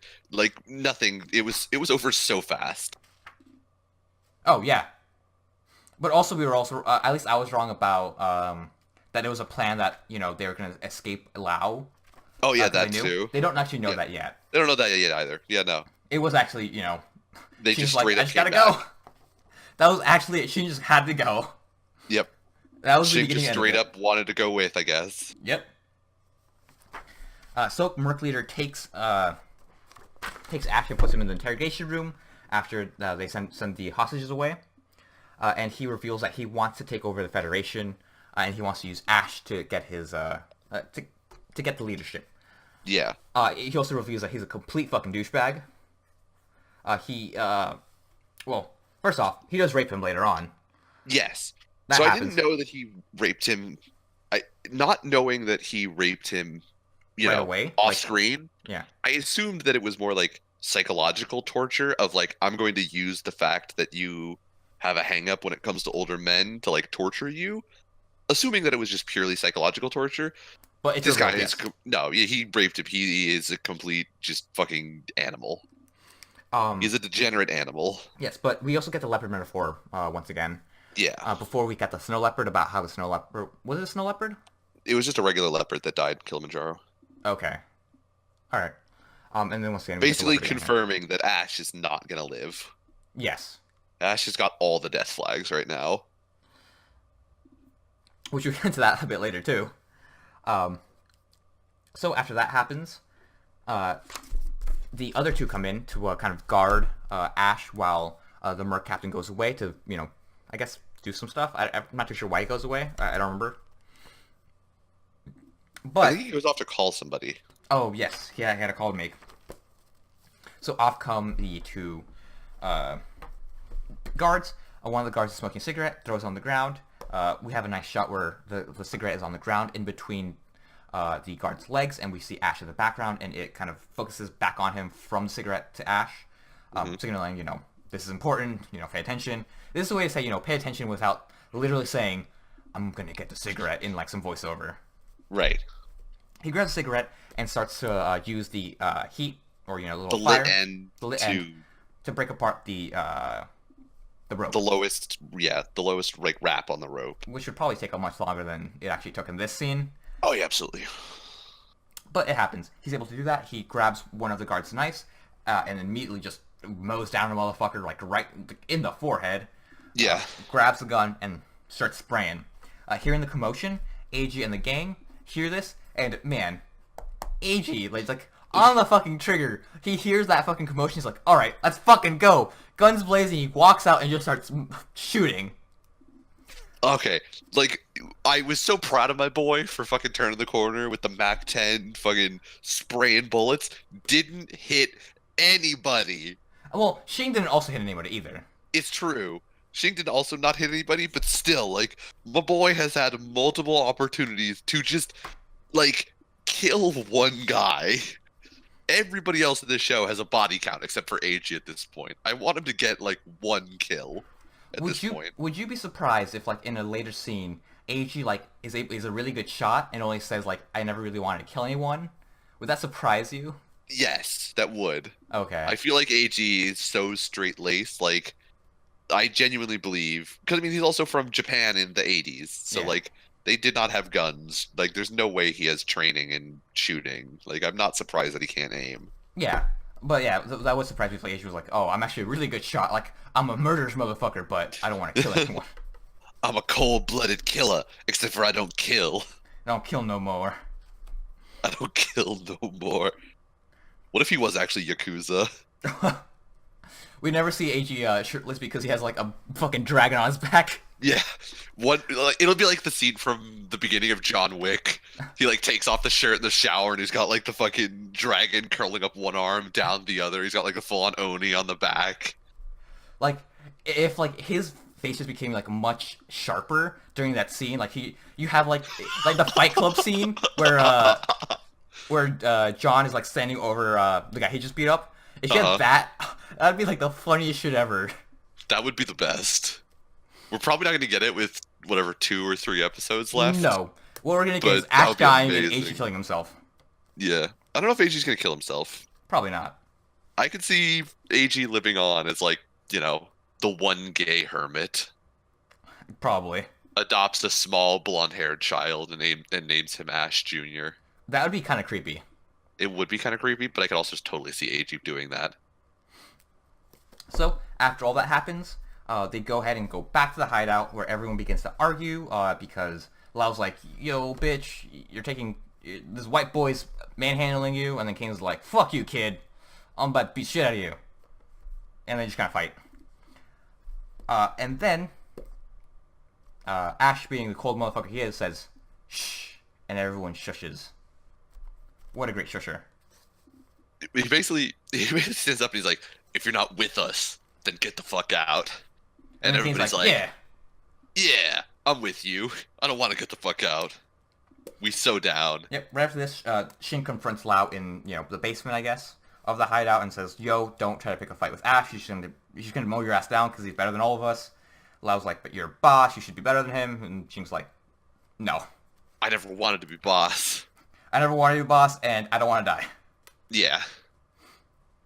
And So- Lao, I forget what he shouts, but then he runs away like a fucking child. You're not my real boss.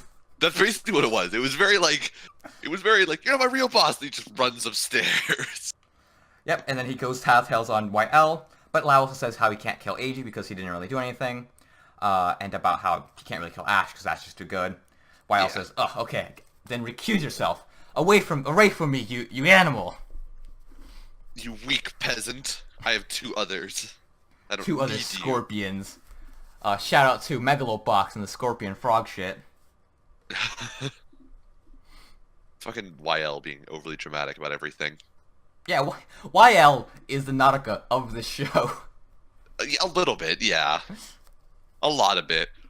Because he The also has... motherfucker, he only exists now to kill AG. Like, he's got this weird angsty, like, "Why doesn't Ash love me" thing. Well, now that I don't hate- know if it's that anymore, because, like, he mentions that he wants to fight YL because they're both monsters.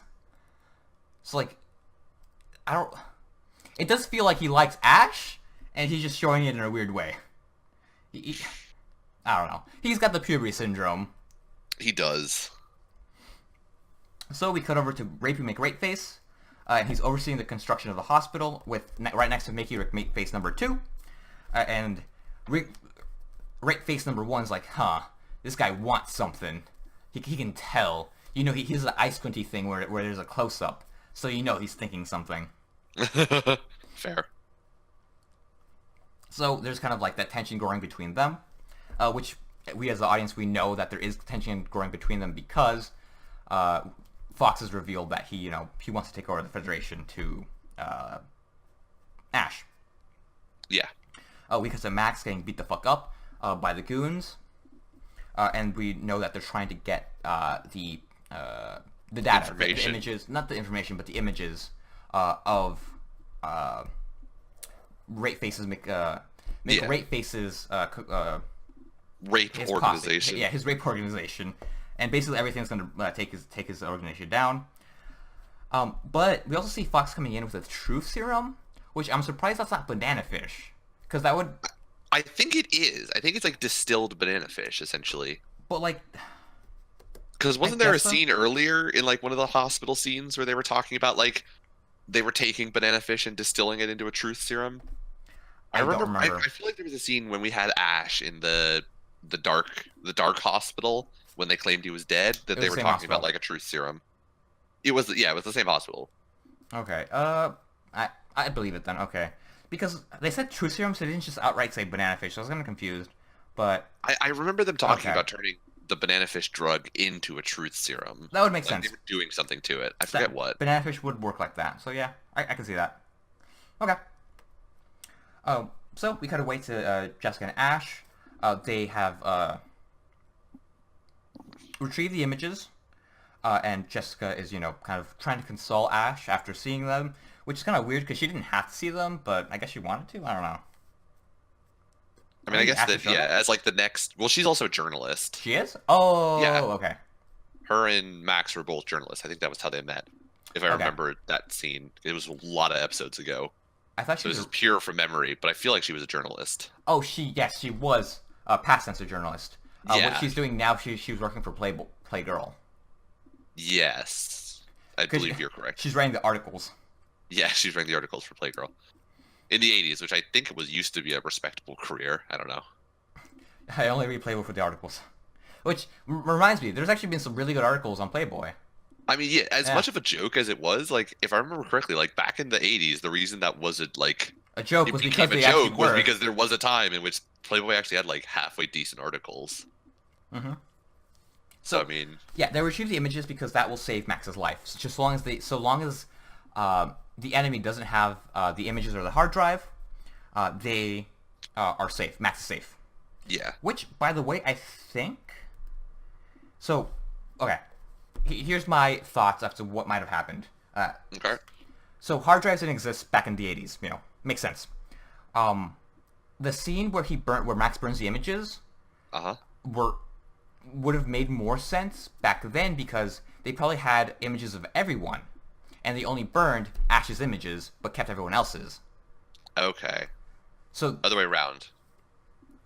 They burned everyone else's. They only kept Ash's. oh yes, that would make yes. That's it. Sorry, I did get it. Because Ash in that specific scene says you'd only have to use my images. My images will be enough. I remember that.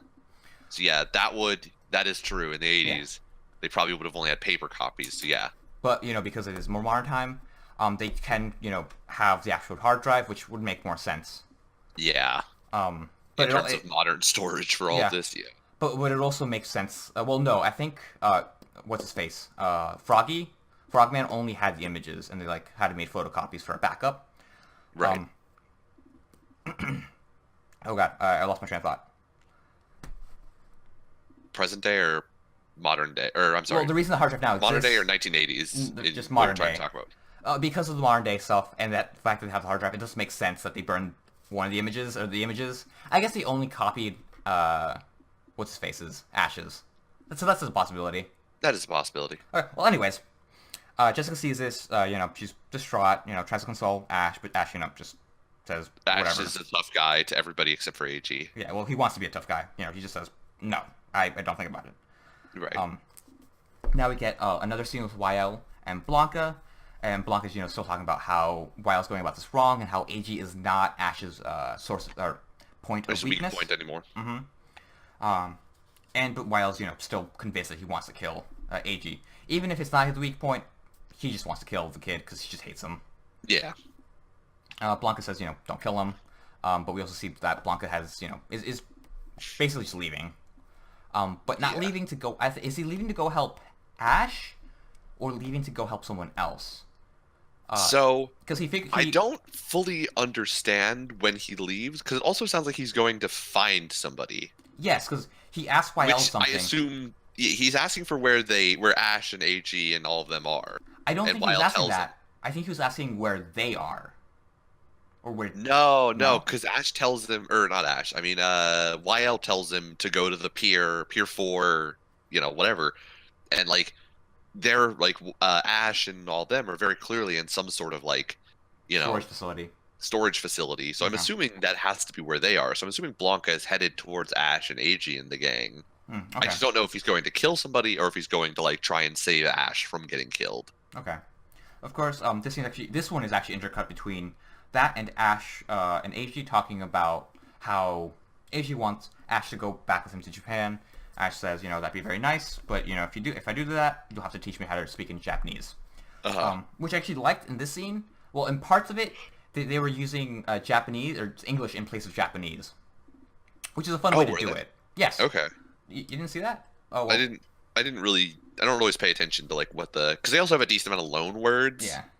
that Well, like are just normal for Japan, so I don't always catch it. well, Eiji was writing in Japanese, and he was saying, Oh this, yeah, this means, how are you doing? And they actually said, how are you doing? yeah, yeah. And I guess that's a fun way to flip it, because of course, in the context of the show, they're supposed to be speaking English. I thought you meant when they were talking about like, oh, you'll have to teach me Japanese. They were using more English in those sentences, which I don't know if they were or not. But yeah, no, when they were doing the like, this is how you say this, they definitely switched to saying it in English, which yeah, Mhm. it was a cool way of showing for.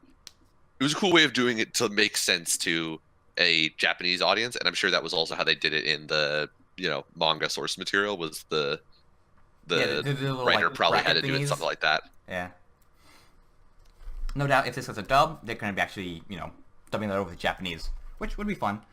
Which would make sense in this next scene where Eiji, says, now to say goodbye, say, sayonara, and then Ash sounds out sayonara as we Wow. see the two Yes. guns sort of poke around the doorway.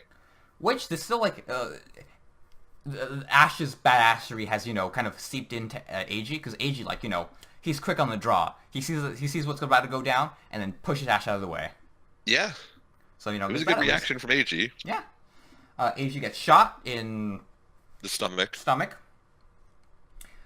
Same thing with Ash. Also gets shot somewhere in the stomach.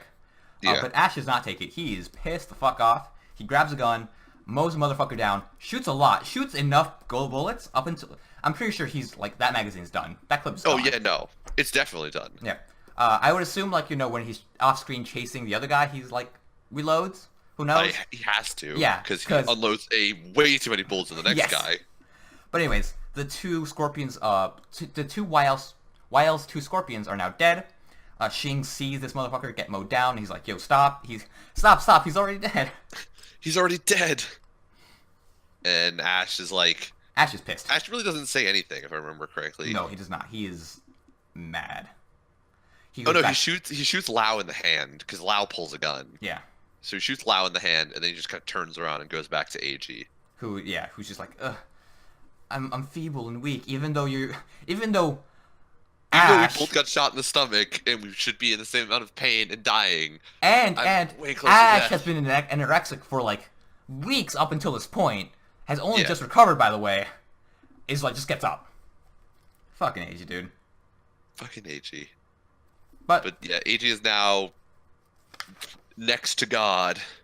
yes, Eiji has he's ascended, quite possibly. We'll see he's next closing episode. his eyes. I don't think he's gonna die. I don't think so either. I'm pretty convinced Ash is going to die because of all the death flags, but I think Eiji is going to make it. Okay. Yeah, we do get the whole meet me over in the other country. That's a huge death flag. Yeah. Always. Oh yeah. Anytime there is a plan to go to another country, you're pretty much guaranteed to die. And yeah. Anytime one person talks about an animal dying and then you get compared to that same animal, that's a death flag. Yep. Anytime you kill someone in a show where a theme is don't kill people, that's a death flag. True. Everything's a death flag. Everything's a death flag. Oh no. Anytime you confess your love to somebody just before a decision has to get made where it could result in somebody dying, you're going to die. Yep. So that was this week. This week it was pretty fun. If Ash ever confesses his love to Eiji, we Oh, know he's he's going dead. to die. He's gone. so dead. Yeah. So we'll see what's going on next episode on all these other shows. Well, except for Goblin Slayer. Except for Goblin Slayer's an off week.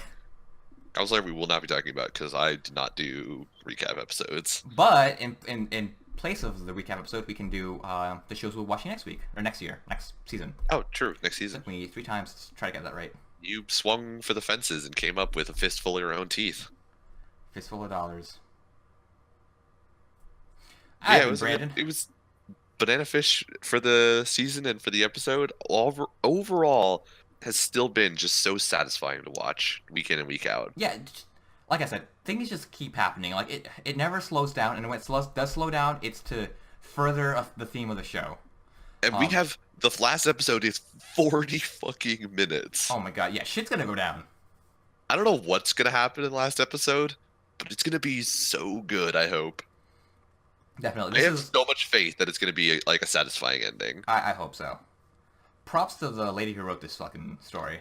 I assume that it's gonna be like 20 minutes of present day and 20 minutes of like epilogue. Maybe. Yeah, I can see that.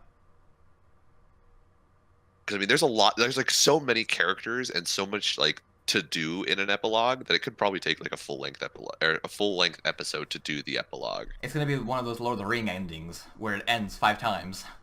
Yeah, that is a good way to put it. Yes. We gotta end the ring story. We gotta end the King of Men story. We gotta end the Hobbit story.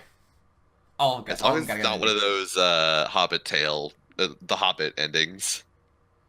It was all story. I am Smog, bringer of death. What have we done? Oh my god. I will freak the fuck out if that happens. Oh, to this day, that is the least satisfying ending. Even no matter how much I get to make fun of you for that ending, Right, that like, is I'm still right about it. You're still right. It is so unsatisfying. God, it just felt so cool. Oh man. I remember I brought that up during work one time. I forgot what happened. Yeah, someone. This is back when I used to work at Best Buy. Someone like was buying the Hobbit, the Hobbit we watched, the second one, and you know we were talking about it, and I was like talking about how I really wanted them to carry on like the Golden Smog, and the dude like was me like right. He like agreed with me 100%, and then I was like, I wonder if he hated the ending, and so I asked this man, and like his eyes like lit up, and he was like, yes, that ending was awful. I was like, yes, I'm so right. I imagine you did it that same way. Where we're like, but that ending, like looking for him to say it was so bad, and when he like, you both kind of go into like so hesitantly, and as soon as one of you says like, but it was bad, you both are like, brother. This was like a 4-year-old black man that I was bonding with. That is absolutely acceptable. God damn, fuck that ending. Ugh! It pisses me off so much. I can understand. I am fire, I am death. Oh, but this has been yet another episode of ABC.